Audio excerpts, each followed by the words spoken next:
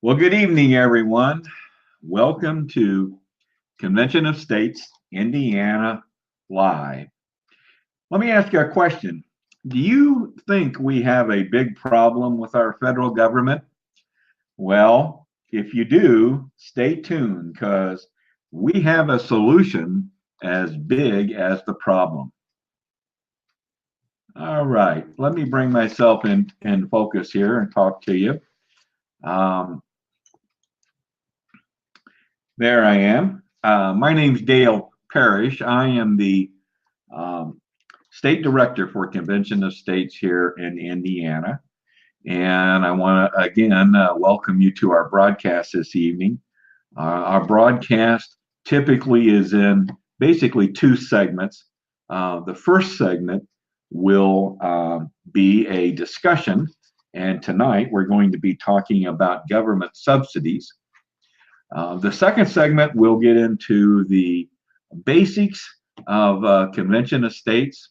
I'll share some information with you pertaining to our state, and then get into what we refer to as the basics of Convention of States.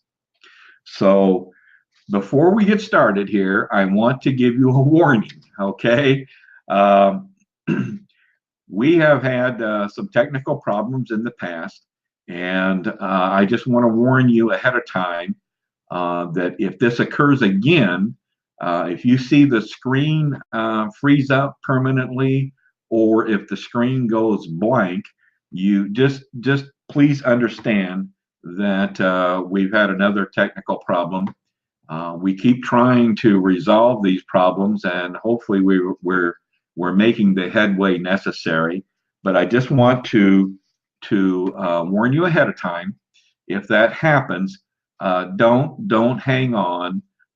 Just put us on your calendar for next Monday broadcast at 7 p.m.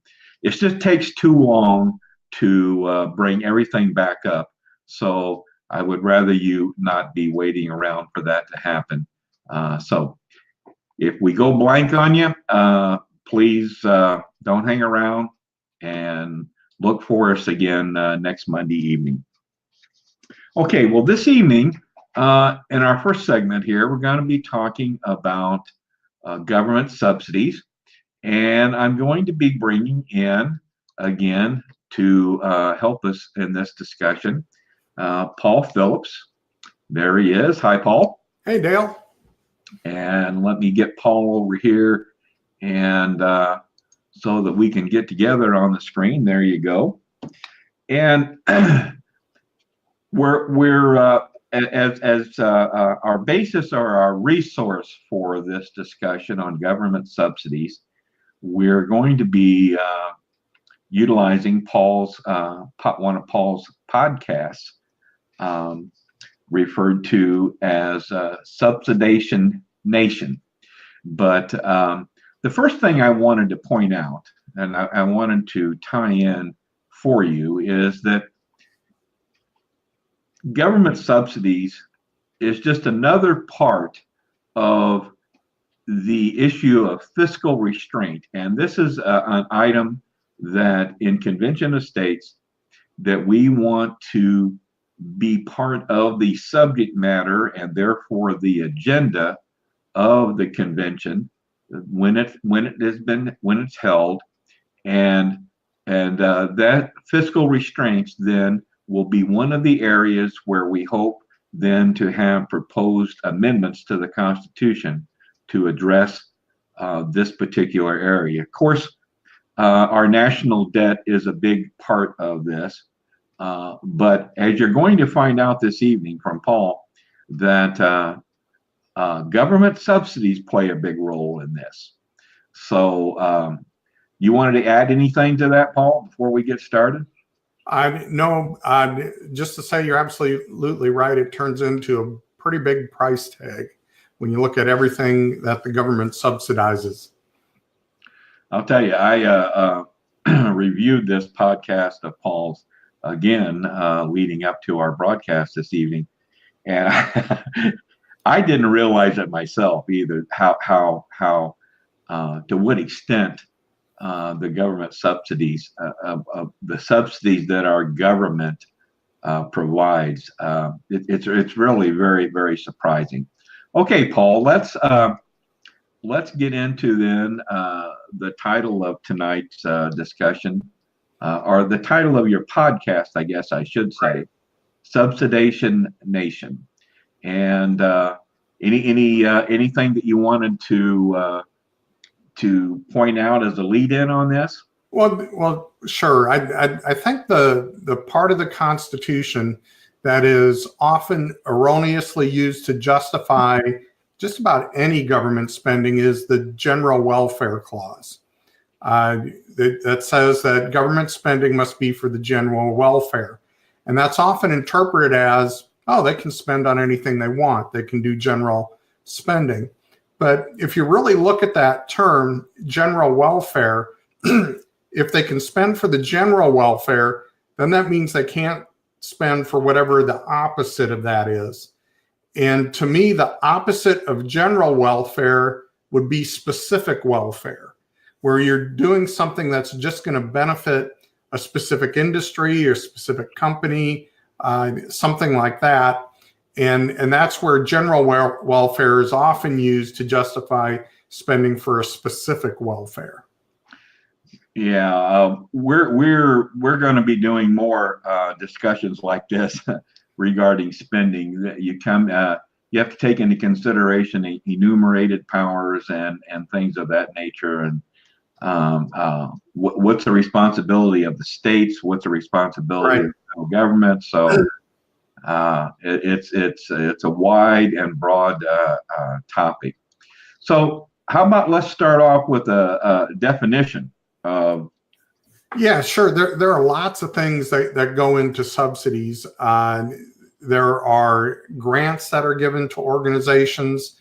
There are tax breaks or tax write-offs that are given.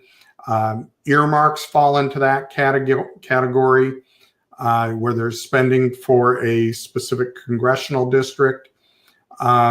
But I don't think we had earmarks anymore. I thought those were done away with. Well, in name maybe, but they're, where there's a will, there's a way, and they do find a way to do those. And also a subsidy can be a mandate to purchase something. So the first thing you probably think of there is healthcare, right? So a mandate to purchase healthcare is actually subsidizing the health insurance carriers, requiring us to buy their products. Okay. Another type of subsidy mandate is ethanol. Gasoline is required to carry a portion, 10 to 15% of ethanol. So when you buy gasoline, you're forced to buy ethanol content in it, which simply raises the price and lowers the efficiency of the gasoline. But the farmers like it. And actually, now we're kind of getting into the grants and the tax credits area here. Actually, if ethanol was not subsidized, was not a subsidized product, would we have it?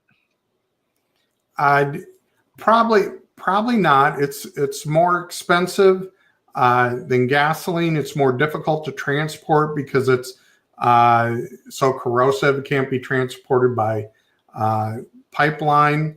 And being that it's made from corn, it's raised the price of corn. So it's affected food prices as well. So there are a lot of unintended consequences in the market distortions that subsidies create. Okay. And subsidies, like you said, it could be in the form of tax credits as well, right? Absolutely.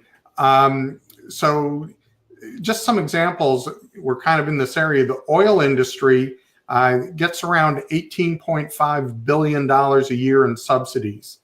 Ethanol subsidy is about $10 billion a year. Wow. Farm subsidies around $20 billion a year. And if you think those sound bad, those are nothing. You might remember back in 2008, the financial industry got a $700 billion bailout. Right, sure did. Now I know you mentioned farmers, and of course those subsidies have been going on for a long time. Right. And obviously, politicians that represent a lot of farming communities, you know, they have to take that into consideration to get reelected, right?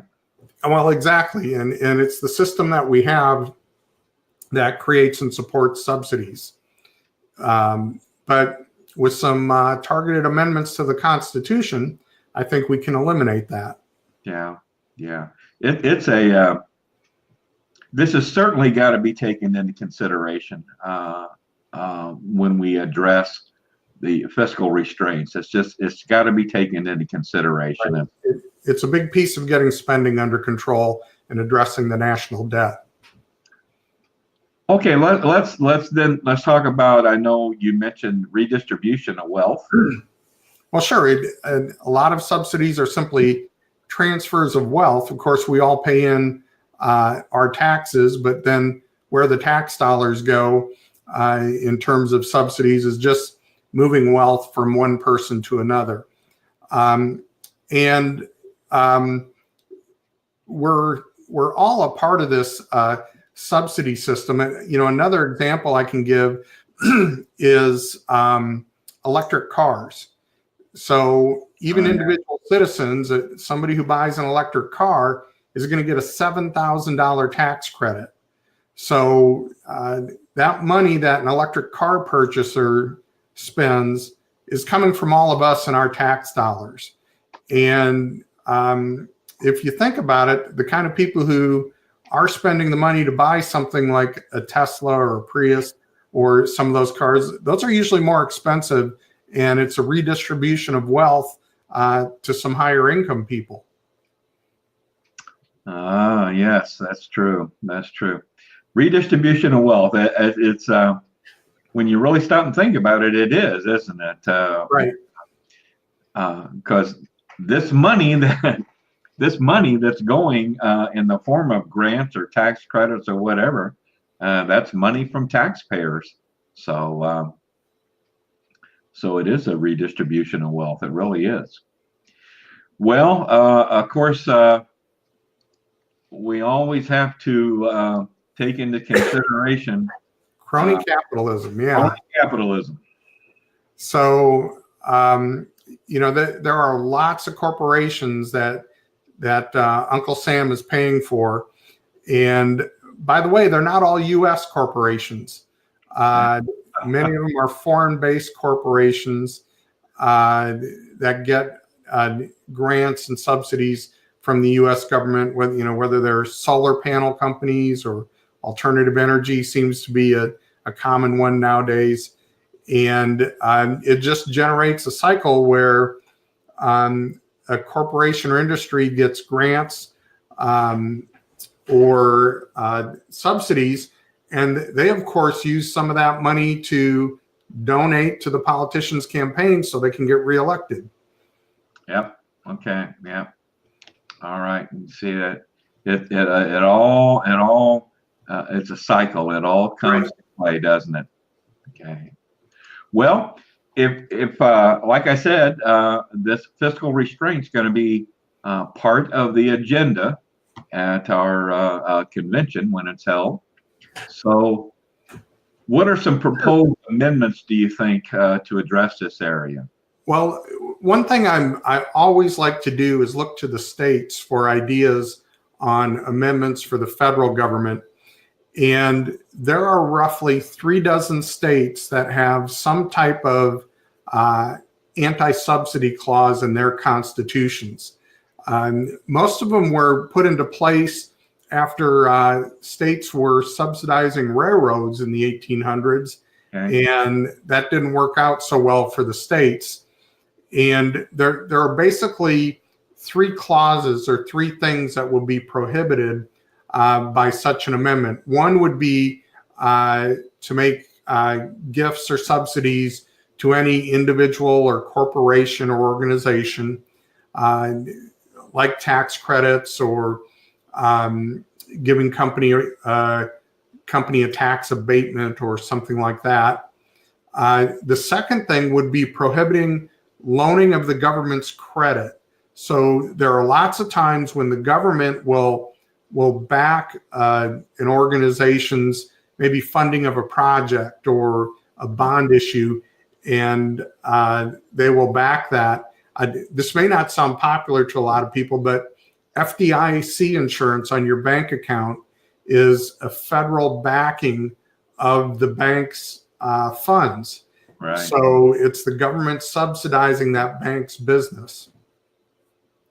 And then the third thing that's typically prohibited is government ownership of shares of stock in any corporation. So they don't have an incentive to help out a company because they own their stock. And I'm not talking about ownership of stock in things such as retirement plans or 401k plans of government employees. I'm talking about outright ownership of companies by the government. Okay. All right. Okay. So looking to the states for ideas on amendments that could be useful here, is what you're saying. Absolutely. Right? And with 36 states having such amendments in their constitutions, there's a lot of experience with it, and the states would know how this works, or even perhaps how they might want to change it a little bit based on their experience. So it would be an excellent topic for discussion at a convention of states to bring to bear all of that state experience with trying to prohibit subsidies in the states and apply that to the federal government. Actually, utilizing or looking to the states for experimenting with these different proposals, different approaches, could be the best way to come up with the best type of amendment. That could apply in a lot of different areas. Sure.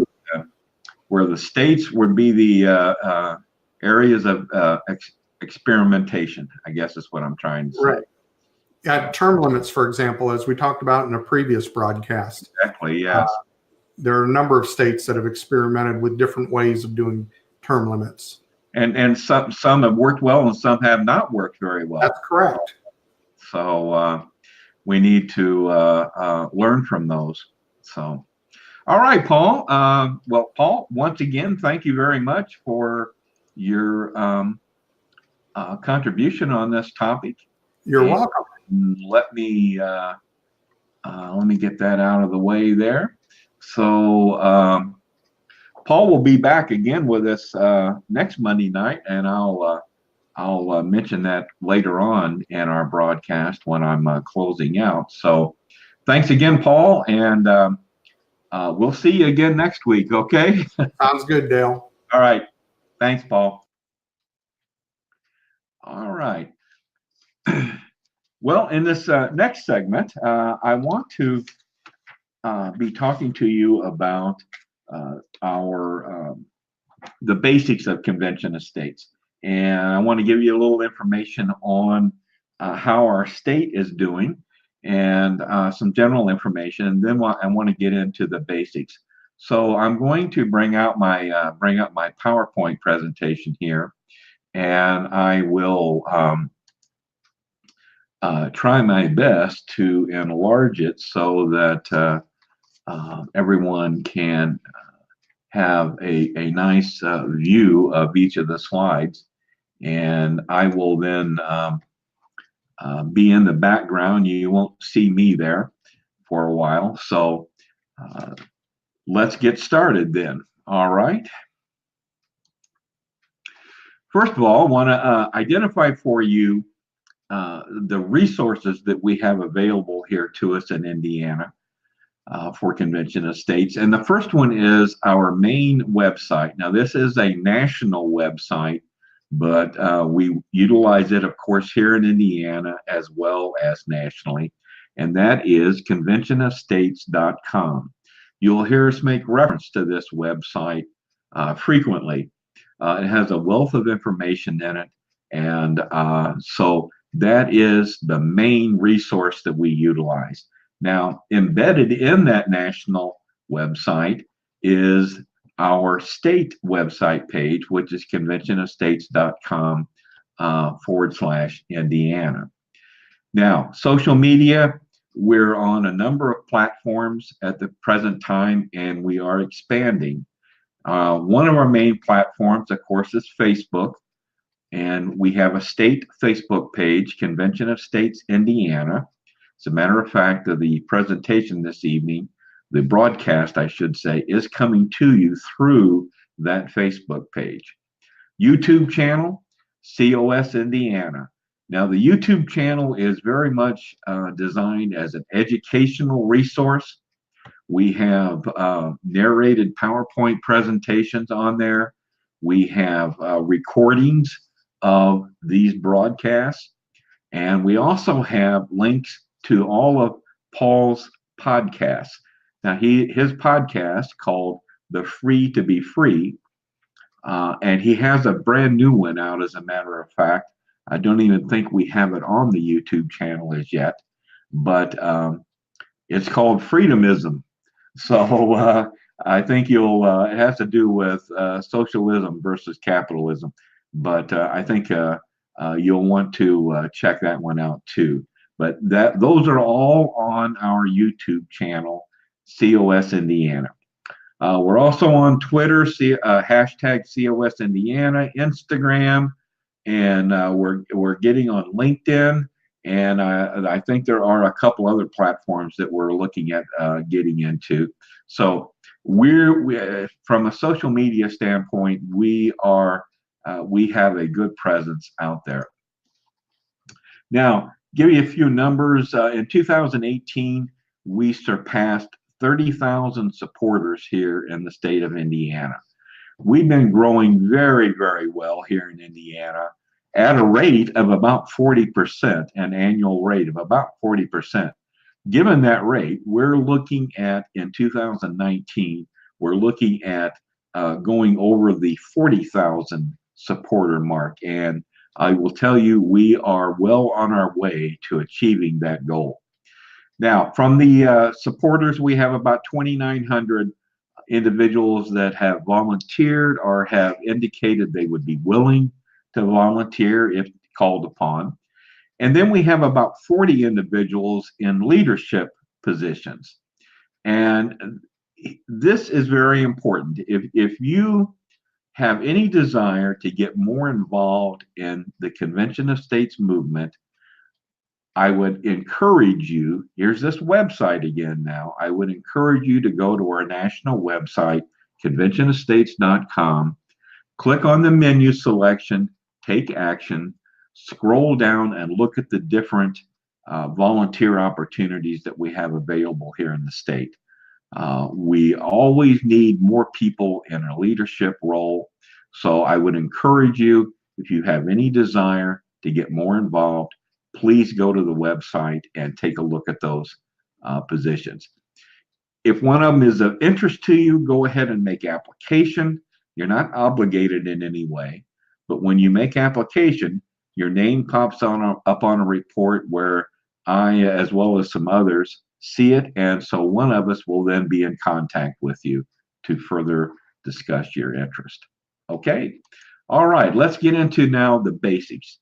There are three tenets to what we consider the Convention of States basics: the problem, the solution, and the plan. And we're going to briefly touch on each one real quickly here. The problem. We basically think our government is out of control and lacks the will and the courage to address certain basic structural issues in our government. Now, we're not blaming any one political party. Believe me, both parties contributed to this problem, to this situation. And it's been going on for decades. This is not a result of a recent administration. This has been going on for decades.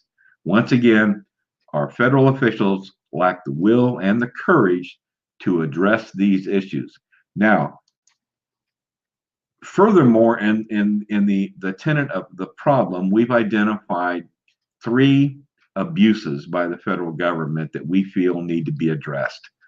The first abuse is our national debt. And if any of you have followed this at all, you know that it's in excess of $22 trillion now. And little to nothing is being done to address this situation. So this is an issue that we believe must be addressed. The second issue is, the second abuse, I should say, has to do with our regulatory crisis. As we know, the administrative state in our government has come to be referred to as the fourth branch of government.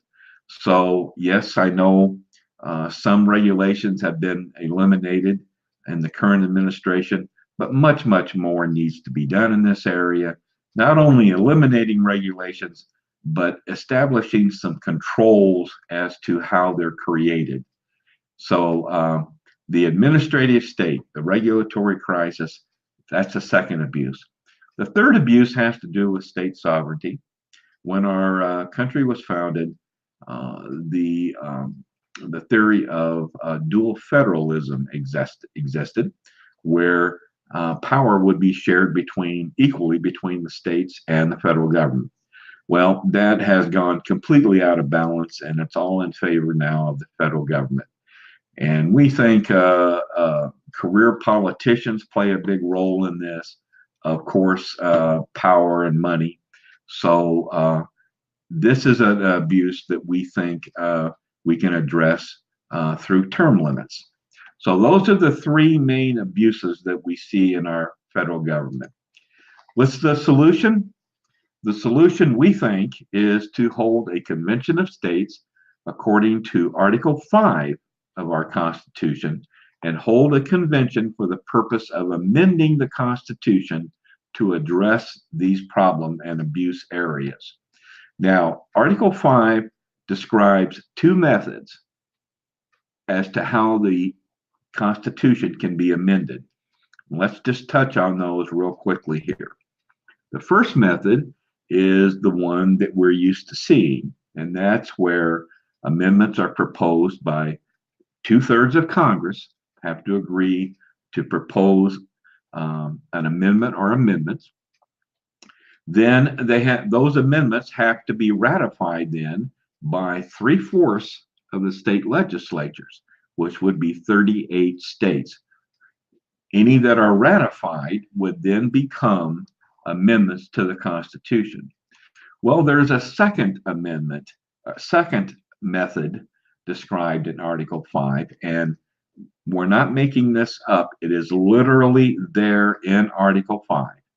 And that second method is whereby 2/3 of the state legislatures apply to hold a convention of states for the purpose of proposing amendments to be made to the Constitution. Any proposed amendments that would come out of the convention would then have to go through the same ratification process as with the first method. In other words, 3/4 of the state legislatures, or 38 states, would then have to ratify any proposed amendment or amendments that would come out of the Convention of States. So that's what we're all about. That's what we want to see happen. And it takes, like I said, 2/3 of the state legislatures, that's 34 states. We're at 15 right now. And we have a tremendous momentum going toward reaching that threshold of 34. So let's now talk about, well, what's our plan? What's the plan to bring this about? Our plan involves basically two things. The first is the application strategy. Now, as I mentioned, in order to hold this convention, we need 34 states to make application to hold the convention. Well, the subject matter of those applications, which all have to be the same, okay? All the applications have to be the same. So what we have done is, in Convention of States, we have literally designed the application that we want states to use. And in the application, in the subject matter of that application, we address three things: fiscal restraints, limiting the power and jurisdiction of the federal government, and term limits. Those three areas set the agenda for the convention. And the amendments that would come out would have to address those three areas. And of course, those three areas address the abuses that we have identified in the problem area. So that's our application strategy, to get 34 states using this very exact same application. Now, the other part of our plan is mobilizing the grassroots. And when I say grassroots, I'm talking about you and me and our state legislators, mobilizing the grassroots to make this happen. And we are, as I said, we have great momentum going.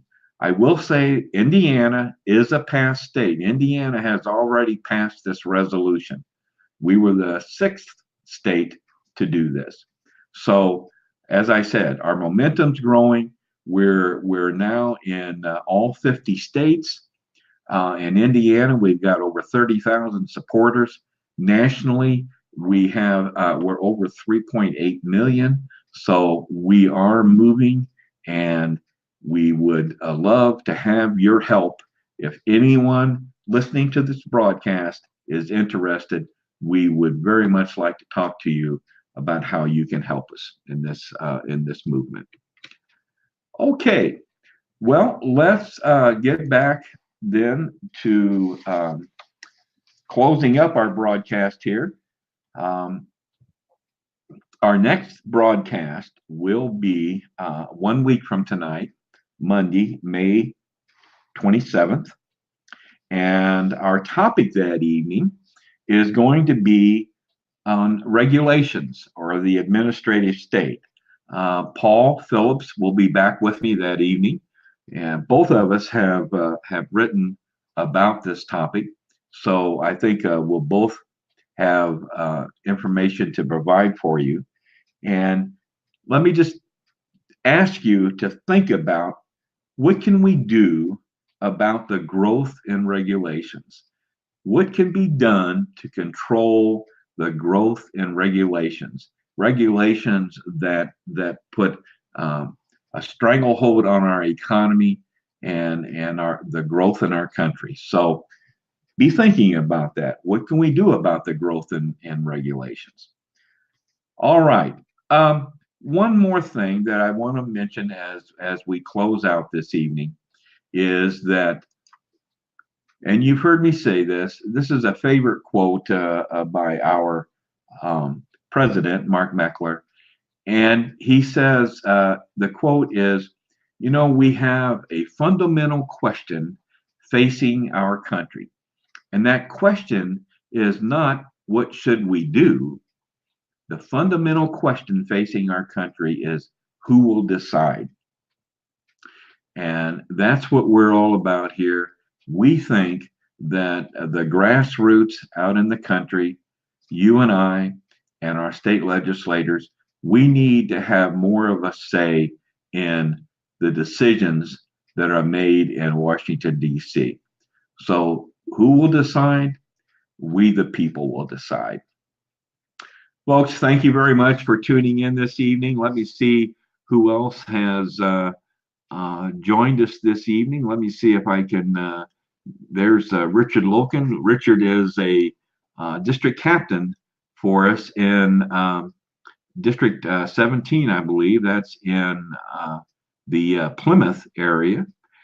And okay, Richard. And I see James Cressy is with us again this evening. James, thank you very much for joining us. James, I believe, is in the state of Missouri, I believe. So again, James, thank you very much for joining in tonight. So with that, I will sign off, folks, and thank you once again for joining us this evening. And please we'll look forward to seeing you again next Monday evening on May 27th. Have a good evening, everyone. Good night.